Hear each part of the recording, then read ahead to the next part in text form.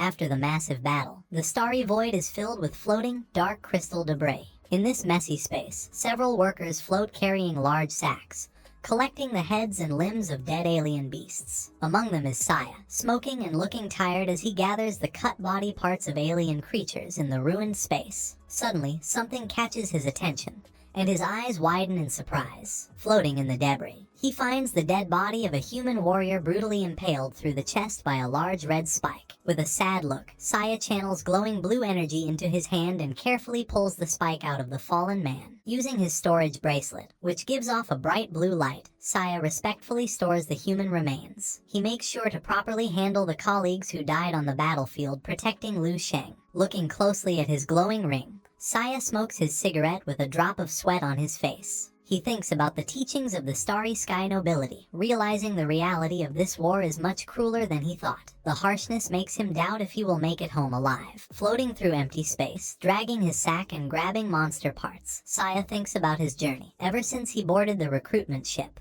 his life has felt like a weird dream. Staring blankly while smoking, he wonders if everything he recently saw is actually real. Looking up, Saya remembers Lu Sheng floating in the center of a huge cosmic storm. Standing far below that immense power, Saya wonders in awe if he was really lucky enough to meet someone who easily killed a level 13 beast and dared to attack a level 14 supreme being. Smiling awkwardly while holding a monster hand, Saya thinks about his own limits. He knows that since he is only level 11, he sits at the bottom of the battlefield ranks, which is exactly why he is only capable of doing this simple cleanup work. Floating through the space debris, Saya suddenly notices a dead human body drifting nearby. Approaching carefully, Saya observes that the body is completely intact with all its limbs, making him wonder how the man actually died. Suddenly, the dead man's hand twitches and surges with glowing red energy. The man suddenly sits up, startling Saya, who yells out in shock at the movement. The man turns around, showing his blonde hair, pointed ears, and evil smile. Saya's eyes go wide as he instantly recognizes him, shouting his name in total shock, Huang Ji. Huang Ji was one of the original recruits who traveled to the battlefield with them, but he hid his true strength and vanished from the group after being attacked by a level 13 beast. Floating effortlessly in space, Huang Ji casually greets Saya, remarking that it has been a long time since they last saw each other. Sweating nervously, Saya assumed Huang Ji was lost or dead long ago in space.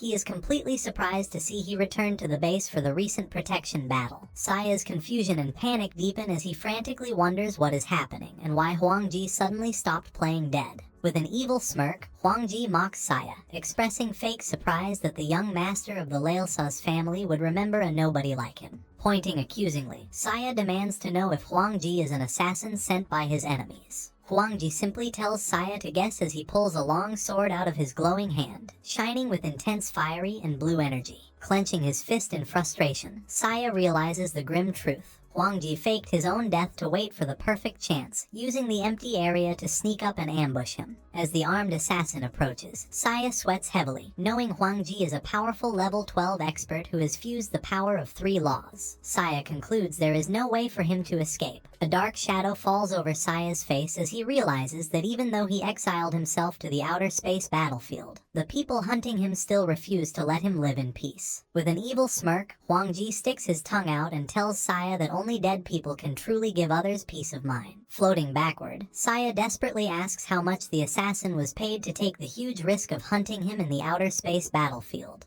Huang Ji casually reveals his huge bounty, 100,000 level 2 resource planets. Holding his sword, Huang Ji mocks his target, noting that Saya underestimated his own worth and his family's money. The assassin adds with a smile that he never realized a life could be worth so much money. Sweating and looking panicked, Saya urgently bargains for his life, offering to pay 1 million level 2 resource planets if the assassin just agrees to let him go. However, the offer falls on deaf ears. With a crazy smile, Huang Ji lunges forward, mockingly telling Saya to read fewer boring novels in his next life. As the assassin raises his glowing sword for the fatal strike, Saya frantically begs him to wait, but Huang Ji ignores the pleas and shouts for him to die. Expecting the brutal impact, Saya squeezes his eyes shut and screams in terror as the deadly blade swings down toward him. A moment passes, and realizing he wasn't sliced in half, a confused Saya cautiously opens one eye to see what happened. To everyone's shock, Lu Sheng suddenly intervenes, easily catching the sharp blade of Huang Ji's sword with his bare hand. Lu Sheng coldly asks the assassin if he is deaf, reminding him Saya asked him to wait. Huang Ji's confident expression turns to terror and panic as he stares at the legendary warrior, stammering in shock as he realizes exactly who stopped his attack. Without breaking a sweat, Lu Sheng casually snaps the metal sword in half with a simple twist of his wrist, advising the terrified assassin to listen better in the future. Saya stares wide-eyed at his savior, stammering Lu Sheng's name in pure disbelief as Lu Sheng casually holds the broken blade. With a confident smirk, Lu Sheng looks at Huang Ji as Hai Ji Dao suddenly appears right behind him.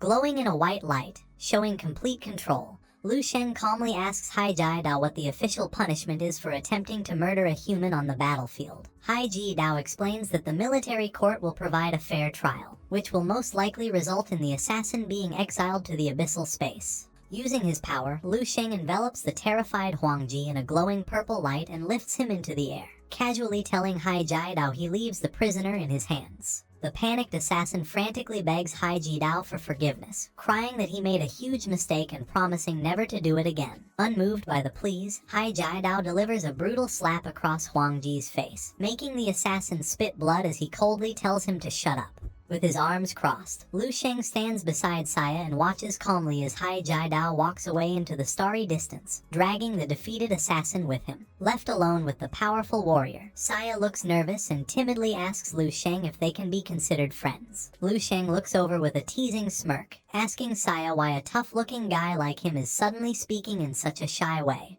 causing Saya to blush in embarrassment. Changing the subject, Lu Sheng smiles and asks about Tang Dun's condition. Saya excitedly replies that their friend has a strong recovery ability, and, thanks to the base's doctors, he is expected to be fully healed in less than half a month. Closing his eyes peacefully, Lu Sheng asks Saya to pass on a goodbye to Tang Dun once he recovers. Surprised by this request, Saya asks if Lu Sheng is leaving. Looking up at the starry sky, Lu Sheng confirms his departure. He explains that someone recently pointed out he no longer fits in at this base. With a gentle smile, Lu Sheng adds that he believes Saya does not belong stuck in a place like this either. Saya's expression turns sad as he begins to doubt himself, asking Lu Sheng if he is simply too weak and complaining that he never helps and only slows everyone down. Looking down with a sad smile, Saya recalls Tang Dun was in danger last time and now it is him, concluding he is completely useless. Lu Sheng looks at his companion and calmly corrects him, stating his worth is not just about raw strength. With a gentle smile, Lu Sheng explains that if humanity ever entered a full-scale war against the beasts,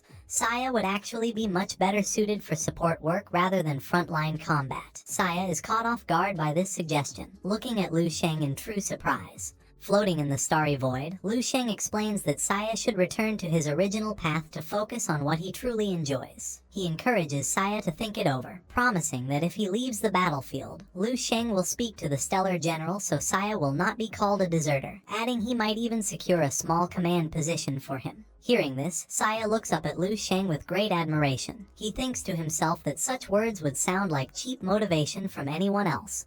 But coming from Lu Sheng, the greatest genius ever, he truly believes them. Reaching out, Lu Sheng places his hand on Saya's shoulder. With a warm smile, Lu Sheng assures Saya that he believes in him, finally bidding his friend a fond farewell. Without another word, Lu Sheng rockets into the cosmos, leaving a massive trail of light behind him as Saya watches him soar away. Left alone in quiet space, Saya stares at his own hand. A look of renewed hope crosses his face as he silently asks himself if he really has what it takes to succeed on his own path. This is the end of the video. If you guys want to see the next part, then don't forget to subscribe and like the video.